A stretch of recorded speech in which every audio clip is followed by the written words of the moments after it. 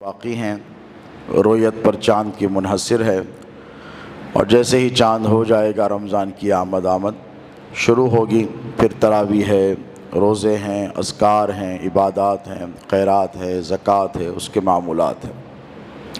لیکن دوستو، رمضان المبارکہ کے آنے سے قبل رمضان المبارکہ کی تیاری کرنا بہت زیادہ ضروری ہے۔ رمضان ایک ایسا عظیم الشان ہمارے اور آپ کے لیے مہینہ ہے، ایک ایسا مہمان ہے جو ہمارے اور آپ کے درمیان 29 اور 30 روز رہے گا، پھر نجات کا پروانہ دے کر چلا جائے گا۔ کسی بھی مہمان کی اہمیت، اس کی امپورٹنس اور اس کی ایمیننس یا پرومیننس جسے کہا جائے، وہ اس کے استقبال سے معلوم ہوتی ہیں۔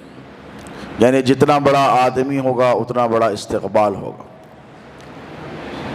عام آدمی تو ایسے ہی آئے گا اور بیٹھے گا چلا جائے گا، لیکن کسی کا استاد آ جائے تو شاگردوں میں ایک جذبہ پیدا ہوتا ہے کہ استاد آ رہے ہیں، اور استاد کے آنے سے پہلے ہی اپنی کلاس میں، اپنی جماعت میں بچے، طلباء استاد کا انتظار کرتے ہیں۔ جیسے استاد آتا ہے اٹھ کر ٹہرتے ہیں، اس کا استقبال کرتے ہیں۔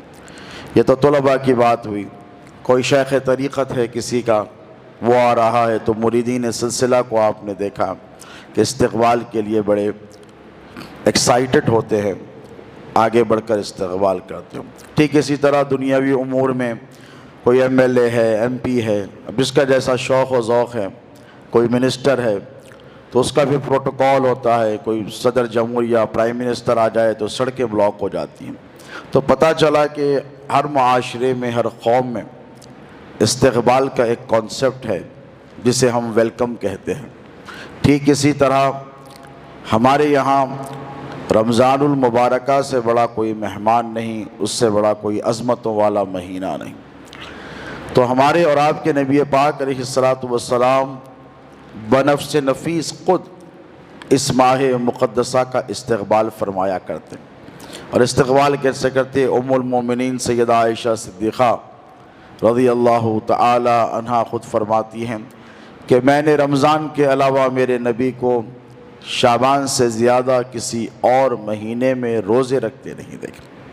کہ یہ بھی ارشاد فرمایا کہ رمضان سے زیادہ کسی اور مہینے میں نے شعبان کے علاوہ نبی کو اس قدر تلاوت قرآن مجید میں مشغول نہیں دیکھا۔ روزوں کا حوالہ ہو کہ قیام اللیل، رات کے جاگ کے عبادت، تہجد گزاری، رمضان المبارکہ سے پہلے آقا و مولا علیہ الصلاۃ والسلام رمضان کی آمد کا نہ صرف انتظار کرتے بلکہ اس کے استقبال میں بھی لگ جاتے، اور یہی صحابہ کرام رضوان اللہ تعالی علیہم اجمعین کو ترغیب بھی دیتے، درس بھی دیتے کہ رمضان کا کیسے استقبال کیا جائے۔ دوستو، رمضان ایک ایسا بابرکت مہینہ ہے جو ہماری مغفرت کے لیے آ رہا ہے، اور خوش نصیب ہے وہ شخص جو اس ماہ مقدس میں اپنی مغفرت کر لے، یعنی اللہ کی بارگاہ سے رجوع ہو جائے، روئے، گڑ گڑائے، اور اس مہینے کو غنیمت جانے، اس مہینے کی اہمیت اور افادیت کو سمجھے۔ اور بدنصیب ہے وہ شخص جو رمضان آئے اور اللہ رب تبارک و تعالیٰ کے حضور سے اپنی مغفرت نہ کروا لے۔ ایک بڑی مشہور معروف حدیث مبارک ہے جو روح کو تڑپا دیتی ہے، دل کو بے چین کر دیتی ہے۔ ایک مرتبہ آقا و مولا علیہ الصلاۃ والسلام مسجد نبوی میں تشریف لائے، اور سرکار جمعہ ہی کا دن ہے اور ممبر پر حضور تشریف لے جا رہے ہیں۔ جیسے آپ دیکھتے ہیں کہ ممبر کی 3 سیڑھیاں ہوتی ہیں۔ حضرت سیدنا ابو ہریرہ رضی اللہ تعالی عنہ اس کے راوی ہیں، چونکہ وہ بالکل قریب پہلی صف کے آدمی تھے، پہلی صف میں بیٹھے تھے۔ آقا علیہ الصلاۃ والسلام جیسے ہی ممبر پر حضور نے پہلا قدم رکھا، خلاف معمول، یعنی یہ ہمیشہ نہیں ہوتا تھا، حضور نے آمین کہا۔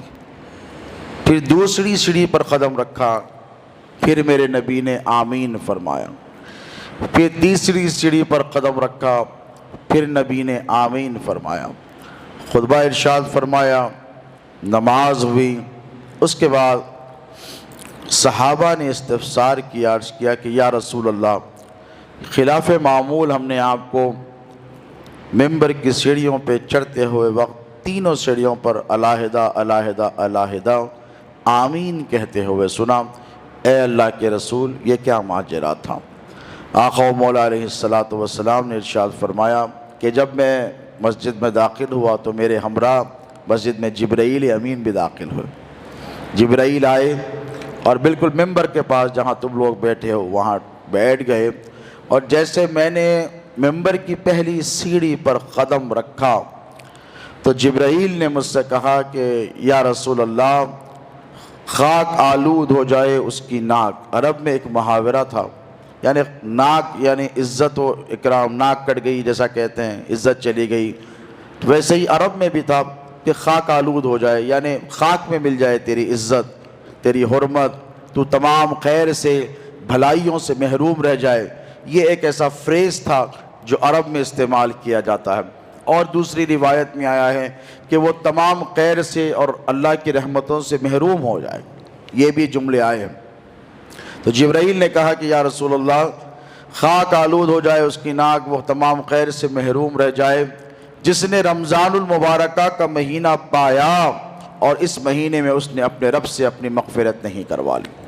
تو حضور نے فرمایا میں نے آمین کہا۔ ایک تو دیکھیں کہ دعا سید الملائکہ کی ہے جو فرشتوں کے سردار ہیں، اور اس پر آمین کی مہر ثبت کر رہے ہیں سید الانبیاء آقا و مولا علیہ السلام۔ تو بتائیے کیا ایسی دعا اللہ کی بارگاہ میں رد ہوگی کہ دعا کرنے والے جبرائیل ہوں اور آمین کہنے والے خود مصطفیٰ ہوں؟ حضور نے فرمایا آمین۔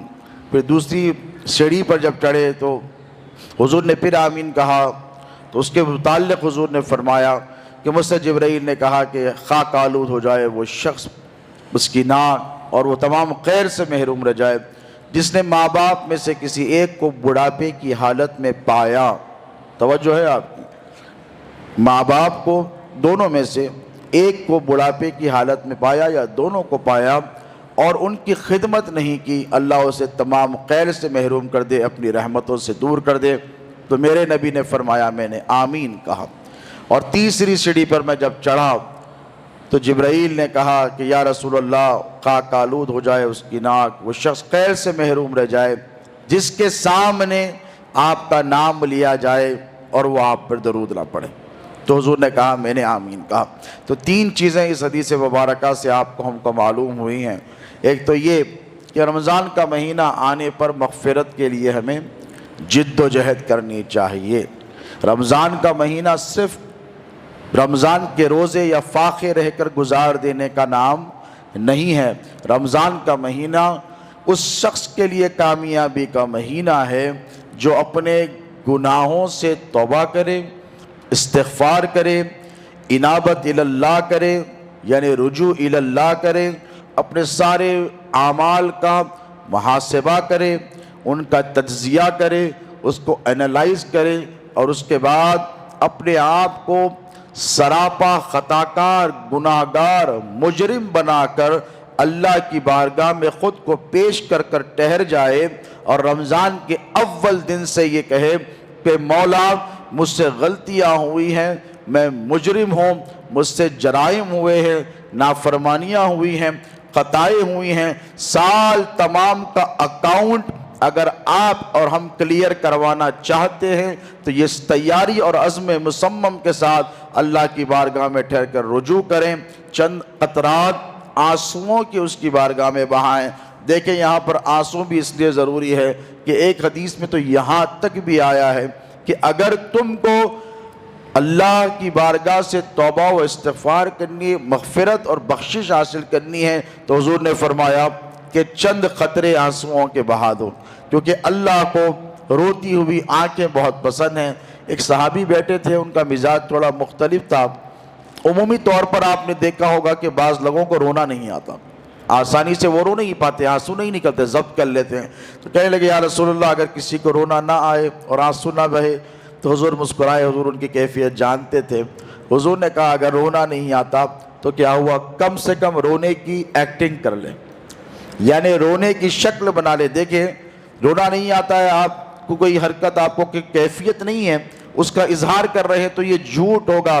لیکن قربان جائیں آقا و مولا علیہ السلام پر، چونکہ اللہ کو روتی ہوئی آنکھ پسند ہے، گڑ گڑاتا ہوا چہرہ پسند ہے، اضطراب کی حالت میں اللہ کی بارگاہ میں رجوع ہوگا، تو حضور نے یہاں تک بھی اجازت دی کہ رونے والے کی صورت بنا دے، اللہ تجھے معاف کر دے گا۔ تو یہ چند ایسے امور ہیں دوستو جس پر عمل کے ذریعے ہم اللہ رب تبارک و تعالی کا قرب بھی حاصل کر سکتے ہیں اور اپنے گناہوں کی معافی بھی اللہ کی بارگاہ سے حاصل کر سکتے ہیں۔ میں نے جس آیت کریمہ کی تلاوت کا شرف حاصل کیا خطبہ مسنونہ میں، اس کی طرف چل کر آتے ہیں، اس کا ترجمہ آپ کے سامنے رکھوں۔ اللہ قرآن پاک میں ارشاد فرماتا ہے یا ایھا الذین آمنوا کتب علیکم الصیام، کہ اے ایمان والو تم پر رمضان کے روزے فرض کیے گئے، کما کتب علی الذین من قبلکم، کہ تم سے پہلوں پر بھی کیے گئے تھے، ٹھیک اسی طرح جیسا تم سے پہلے امتوں پر، پچھلی امتوں پر روزوں کو فرض کیا گیا تھا۔ یہاں پہ دو چیزیں ہیں، دیکھیں اس آیت کے تین حصے بنتے ہیں۔ ایک حصہ اس آیت مبارکہ کا یہ ہے کہ اللہ ایمان والوں سے مخاطب ہے اور روزوں کی فرضیت کا ان کو حکم دے رہا ہے۔ 2 ہجری حضور کو ہجرت کیے مدینہ منورہ 2 سال ہوئے، کتنے؟ مکہ مکرمہ سے 2 سال، 2 ہجری میں روزوں کی فرضیت کا شعبان کے مہینے میں اعلان ہوا ہے، اور اللہ نے فرمایا کہ محبوب اب رمضان سے آپ کو، آپ کی امت کو سارا مہینہ روزے رکھنے ہیں۔ تو 2 سال ہوئے تھے مدینہ منورہ کے مائیگریشن کو، تو اللہ اس آیت میں فرما رہا ہے کہ اے ایمان والو تم کو روزے رکھنا ہے۔ تو کوئی ایسی چیز جو انسانیت کو نہیں جیسے نوول کورونا وائرس، سب پریشان ہو گئے، ایک نئی چیز آ گئی، نوول کہتے ہیں کہ ایسی چیز جو نہیں ہو، تو یہ نیو نہیں ہے، نوول نہیں ہے۔ اے محبوب آپ کی امت کو چمکنے دمکنے کی ضرورت نہیں ہے، پریشان ہونے کی، ہم نے ان پر کوئی زیادہ بوجھ نہیں ڈالا ہے۔ اللہ فرما رہا ہے اے ایمان والو تم پر روزے فرض کیے گئے ہیں، کما کتب علی الذین من قبلکم، جس طرح تم سے پہلے والوں پر بھی فرض کیے گئے تھے۔ تو یہ بات معلوم ہو گئی کہ ہم سے پہلی امتوں نے بھی روزے رکھے ہیں۔ آدم علیہ السلام سے لے کر عیسیٰ علیہ السلام تک تمام امتوں پر اللہ نے روزے فرض کیے، لیکن اس کی شکل ایسی نہیں تھی جیسی ہماری ہے۔ جیسے ہم رمضان المبارکہ میں صبح سے شام تک مقررہ اوقات میں روزے رکھتے ہیں، ان کے احکام تھوڑے سے مختلف بھی تھے، اس کی تفصیلات الگ ہیں۔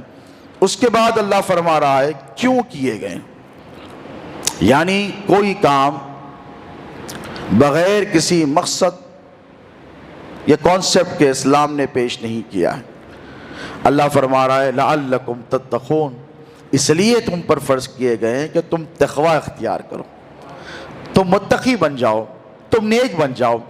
تو روزوں کا کانسیپٹ کیا ہے؟ اس لیے نہیں کہ تم بھوکے رہو، اس لیے نہیں کہ تم پیاسے رہو، اس لیے نہیں کہ تم جسمانی طور پر میڈیکل سائنس نے جو روزوں کے فائدے بتائیں اس کو حاصل کر کے تم قوت حاصل کرو، انرجی حاصل کرو، اپنی صحت کو اچھے کرو۔ نہیں دوستو، روزے کا صرف ایک ہی مقصد جو قرآن مجید میں اللہ رب تبارک و تعالی نے ارشاد فرمایا ہے وہ صرف یہ تاکہ تم تقوی اختیار کرو، متقی بن جاؤ، اور جب متقی بن جاؤ گے تو اللہ کی نظروں میں معزز اور مکرم بھی بن جاؤ گے۔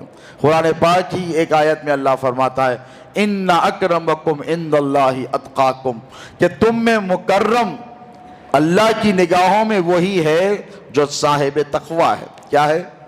صاحب تقوی ہے۔ اور تقوی کس شے کا نام ہے؟ تقوی کہتے ہیں پرہیزگاری کو، تقوی کہتے ہیں ان چیزوں سے خود کو روکے رکھنے کو جن چیزوں سے اللہ نے ممانعت فرمائی، منہیات سے، جھوٹ سے، کینے سے، حسد سے، گناہ سے، زنا سے، شراب سے، آوارہ پن سے، ذہن کی فکر کی آوارگی سے، خود کو روکے رکھنا، مناہیات سے جو حرام اشیاء ہیں ان سب سے اپنے آپ کو روک لینا، اس کا نام تقویٰ ہے۔ یعنی کہ اگر کوئی غلطی قطع لفظ سرزد ہو رہی ہے، دل میں یہ تصور آ گیا۔ دیکھیے رمضان میں یہ کانسیپٹ اور یہ فیلنگ ایک عام آدمی کو بھی آ جاتی ہے جو گناہ گار ہوتا ہے۔ ہم نے کئی ایسے قصے سنے ہیں کہ مسلمانوں میں کچھ لوگ جو شراب کے عادی ہیں، رمضان آتے ہی چاند رات کو کہتے ہیں بڑے تقوی کے ساتھ، میں نے ایسے کئی قصے سنے ہیں کہ وہ بوتل پھینک دیتے ہیں چاند کے ساتھ، تو لوگ کہتے ہیں کیا بھائی کیا بات ہے؟ ارے بھائی رمضان آ گیا، اپن رمضان میں نہیں پیتے، پھر چاند رات ہوتی جو مغفرت کی رات ہے، پھر اس دن بوتل آ جاتی گھر پہ۔ ایسے بہت ہیں، حیدرآباد میں کم ہوں گے لیکن پیر و مرشد فرمایا کرتے ہیں بمبئی میں تو ایسے کئی واقعات سننے میں آتے ہیں کہ رمضان آتے ہی سود کا کاروبار 1 مہینے کے لیے بند، نہیں کرنا ہے۔ کیوں نہیں کرنا ہے؟ رمضان آ گیا۔ تو کیا پتا چلا کہ گناہگار سے گناہگار اور بدکار سے بدکار بھی ہے، تو اس کا جو گلٹ ہے، اس کی جو کنسائنس ہے، اس کا جو ضمیر ہے، اسے مجبور کرتا ہے کہ گناہوں سے اپنے آپ کو روک لے۔ اس کے بعد رمضان کے بعد وہی رفتار بے ڈنگی جو پہلی تھی سو اب بھی ہے، اس کے حساب سے پھر وہ اپنے معمولات پر آ جاتے ہیں۔ لیکن جب ایک گناہگار کا یہ عالم ہے دوستو، تو سوچے جس کے دل میں ذری سی بھی خشیت اللہ رب تبارک و تعالیٰ کا خوف، اس کی محبت ہوگی تو یقیناً اس کا دل تڑپے گا، اس کا دل بے چین و بے قرار ہو جائے گا، اور وہ اپنے اعمال کا محاسبہ ضرور کرے گا۔ تو ٹھیک اسی طرح دوستو جیسے ہی رمضان آئے، آپ کو ہم کو ہمارا سارا نامہ اعمال کا جو دفتر ہے، کیونکہ آپ اپنے آپ کو جتنا جانتے ہیں کوئی نہیں جانتا، اپنے سارے گناہوں کا تجزیہ کریں، اپنے سارے گناہوں کی ایک فہرست بنائیں۔ ہو سکتا ہے کہ ہم نے جانے انجانے میں کسی کا دل دکھا دیا، کسی کا حق تلف کر دیا، کسی کے دل کو تکلیف پہنچا دی، کتنی ایسی نافرمانیاں ہیں جو ہم کر گزر گئے ہیں، ان سب کی آپ کو ایک فہرست بنانی ہے۔ اور رمضان المبارکہ کی جو پہلی رات ہوتی ہے یہ بڑی عظمتوں والی رات ہوتی ہے۔ اس مہینے میں ایک ایسی بھی رات آتی ہے جسے لیلۃ القدر کیا گیا ہے، لیلۃ القدر خیر من الف شہر، کہ 1000 مہینوں سے بہتر اس مہینے میں رات آتی ہے۔ صرف لیلۃ القدر ہی نہیں بلکہ قدر کرنے والے کے لیے رمضان کا ہر دن لیلۃ القدر یوم القدر کے برابر ہے، مگر کہ آپ اور ہم اس کی صحیح معنوں میں قدر کریں۔ یہ چند ایسی چیزیں ہیں جس پر عمل کے ذریعے یقیناً ہم اللہ رب تبارک و تعالیٰ کی بارگاہ میں حاضر بار ہو کر اپنے گناہوں کی مغفرت طلب کریں گے۔ اور ایک بات دوستو کہ رمضان المبارکہ کا مہینہ آئے تو آپ اللہ کی بارگاہ سے رجوع ہو جائیں، اور ایسے رجوع ہو جائیں کہ سب چھوڑ چھاڑ کر ساری کدورتوں کو، نفرتوں کو، گناہوں کے بوجھ کو اپنے سینوں سے، اپنی روحوں سے نکال کر رجوع الی اللہ ایسے ہو جائیں کہ اللہ رب تبارک و تعالیٰ کی بارگاہ میں آپ رہیں، آپ کی گریہ گزاری رہے، آپ کا رونا رہے، مانگنا رہے، اور ان سب چیزوں کے ساتھ ساتھ ان اعمال کی قبولیت کا سارا دار و مدار یاد رکھیں۔ ہم چونکہ اہل سنت ہیں، درود پاک کی کثرت ہے۔ رمضان المبارکہ میں آپ جس قدر درود پاک کی کثرت کریں آپ کے لیے اس قدر بہتر ہے۔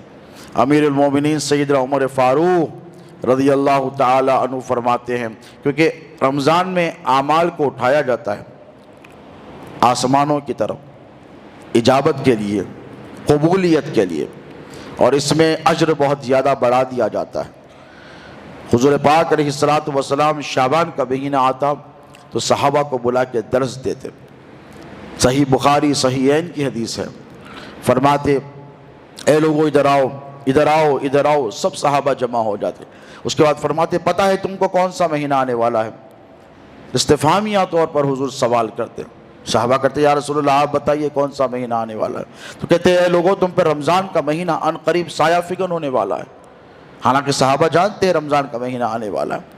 اس کے بعد فرماتے پتہ ہے اس کے دن میں روزوں کو اللہ نے تم پر فرض کیا ہے، رات میں تراویح تم پر سنت کی گئی ہے میری، اس میں قرآن مجید کا نزول ہوا ہے۔ ایک ایک کر کر رمضان المبارکہ کے محاسن و کمالات و فضائل صحابہ کے درمیان حضور ارشاد فرماتے تاکہ ان کو رمضان المبارکہ کے لیے تیار کیا جا سکے، ٹھیک اسی طرح دوستو اس ماہ مقدس میں آپ چاہتے ہیں کہ اگر آپ کے اعمال اللہ کی بارگاہ میں قبول ہوں، یعنی شرف قبولیت حاصل کریں، تو آپ کو اس ماہ مقدس میں تلاوت قرآن مجید کے ساتھ درود پاک کی کثرت کرنی ہوگی۔ کہیں انشاءاللہ کریں گے۔ دیکھیں جو کثرت سے درود پڑھتا ہے، حضور فرماتے ہیں کہ میں اور وہ دونوں قیامت میں ایسے قریب رہیں گے، اتنے قریب رہیں گے۔ اب زیادہ پریشان ہونے کی ضرورت نہیں۔ کثرت سے درود کا مطلب یہ نہیں کہ 1000 2000 3000۔ علماء نے، محدثین نے، عارفین نے فرمایا ہے کہ جو شخص روزانہ کم سے کم 313 مرتبہ حضور کی خدمت میں درود کا نذرانہ پیش کرے گا، اس کا شمار اللہ کثرت سے درود پڑھنے والوں میں شامل کر دے گا۔ کم سے کم اتنا تو کر سکتے ہیں نا، 313 زیادہ نہیں، 1000 2000 4000 کی بات میں نہیں کرتا، اتنا کرے۔ حضرت عمر رضی اللہ تعالیٰ عنہ فرماتے ہیں کہ جب تم دعا کرتے ہو تو تمہاری دعا ایسے تمہارے پاس سے نکلتی ہے اور زمین اور آسمان کے درمیان معلق ہو کر رک جاتی ہے اور اوپر نہیں جاتی۔ ہم ہزاروں لاکھوں دعائیں کرتے ہیں، تو صحابہ نے استفسار کیا کہ اے امیر المومنین کیوں نہیں جاتی اوپر؟ تو فرمایا کہ جب تک تم اپنی دعا کے ساتھ میرے نبی پر درود نہیں پڑھتے، اللہ تمہاری دعا کو آسمانوں میں نہیں اٹھاتا۔ یعنی دعا کا دار و مدار قبولیت کا آقا و مولا علیہ السلام پہ کثرت سے درود ہے۔ اور رمضان المبارک کا بھی یاد رکھیں کہ ہر عمل کا 70 گنا، عام دنوں میں قربان جائیں خدا کی قدرت کے، فَلَهُ بِهِ عَشْرُ أَمْثَالِهَا۔ اللہ قرآن میں فرماتا ہے ایک نیکی کرو 10 نیکیوں کا ثواب۔ کتنا؟ ایک نیکی کرو 10 نیکیوں کا ثواب دیا جائے گا۔ لیکن رمضان کا مہینہ آتا ہے تو ایک نیکی کرو 10 نیکیوں کا نہیں، 70 نیکیوں کا ثواب۔ ایک نیکی کرو 700 نیکیوں کا ثواب، ایک روایت میں آتا ہے۔ اس پر آئندہ انشاءاللہ ہم تفصیل سے گفتگو کریں گے۔ اس کا ایک آسان اگزامپل آپ کو دے دوں کہ رمضان میں آپ ایک مرتبہ درود شریف پڑھیں تو آپ کو 70 مرتبہ درود شریف پڑھنے کا ثواب دیا جائے گا۔ رمضان میں آپ ایک مرتبہ صلاۃ و سلام کا نذرانہ حضور کی بارگاہ میں پیش کریں تو 700 مرتبہ درود و سلام کے ثواب کا اجر آپ کے نامہ اعمال میں لکھ دیا جاتا ہے۔ آپ 1 روپیہ خیرات کریں تو آپ نے 1 روپیہ خیرات کیا تو فرشتہ 1 روپیہ نہیں لکھے گا، فرشتہ 10 لکھے گا عام دنوں میں۔ حدیث، قرآن کا قانون بتا رہا ہوں میں آپ، قرآن کا قانون۔ 1 روپیہ مسلمان خیرات کرتا ہے تو فرشتہ 1 نہیں لکھتا، 10 لکھتا ہے۔ اللہ 10 گنا بڑھا دیتا ہے اس کو، کیونکہ تو نے میری خاطر کیا ہے۔ ٹھیک اسی طرح رمضان میں 1 روپیہ آپ نے خیرات کیا تو فرشتہ وہاں پر 70 یا پھر 700 روپے کا ثواب لکھے گا۔ بتائیے اتنا کریم، اتنا سخی کوئی ہے ہمارے پروردگار کے سوا جو بندوں پر اس قدر کرم فرماتا ہے، رحم فرماتا ہے۔ تو دوستو چند ایسی باتیں ہیں، انشاءاللہ آئندہ رمضان المبارک کے پھر جمعے آئیں گے، آپ کی ہماری تفصیلی گفتگو رہے گی۔ میری چند یہی گزارشات ہیں کہ رمضان کی قدر کریں۔ تراویح کی نماز صرف 2 دن 4 دن 5 دن کے لیے نہیں ہے، بلکہ یہ حضور پاک علیہ السلام کی سنت موقدہ ہے۔ آقا علیہ السلام نے کبھی بھی تراویح کی نماز کو ترک نہیں کیا ہے۔ یہ تراویح کی جو نماز ہے، نماز تراویح جسے کہا جاتا ہے، صلاۃ التراویح، یہ رمضان کی روح ہے دوستو۔ خدا کے لیے اس سے روح گردانی نہ کریں۔ عمومی طور پر نوجوان 2 4 5 روز دن پڑھ کر پھر تراویح کی نماز کو ترک کر دیتے ہیں۔ خدا کے لیے ایسا نہ کریں۔ سارا مہینہ، 1 مہینہ آپ اللہ کے حوالے کر دیں اور سارا سال سکون اور اطمینان سے گزاریں۔ اللہ رب تبارک و تعالیٰ سے دعا ہے کہ کہنے سننے سے زیادہ ہمیں اس پر عمل کرنے کی توفیق عطا فرمائے۔ مولا جو کچھ کہا گیا ہے، سنا گیا ہے، کہنے سننے سمجھنے میں اگر ہم سے کوئی خطا، غلطی، لغز، سرزد ہوئی ہو تو اپنے فضل سے، اپنے کرم سے، اپنے لطف سے، اپنی عنایت سے ہماری خطاؤں کو معاف فرما۔ اے باری تعالیٰ، رمضان الکریم کا مقدس ترین مہینہ عنقریب ہم پر سایہ فگن ہونے والا ہے۔ اے پروردگار، اس ماہ مقدسہ کی ہمیں قدر کرنے کی توفیق عطا فرما۔ اے اللہ، اس ماہ مقدسہ کی ہمیں